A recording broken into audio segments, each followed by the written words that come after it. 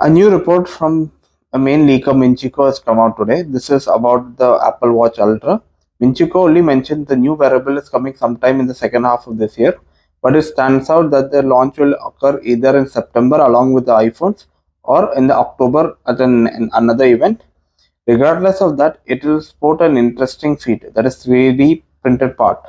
Apple said to be actively adopting a 3D printing technology which uses for some of the titanium mechanical parts of the upcoming Watch Ultra. Those parts will still have to go to some CNC processing, but even switching is just a part of the production of the component to 3D printing will cut down production cost and time if Apple managed to do it. Minchico reveals that Farson and BLT are the 3D printer suppliers for Apple, while IPG Photonics is the exclusive supplier of the laser components required. If introducing 3D printing into the Apple Watch Ultra production works out well, the company may adopt it for another products in its lineup in the future.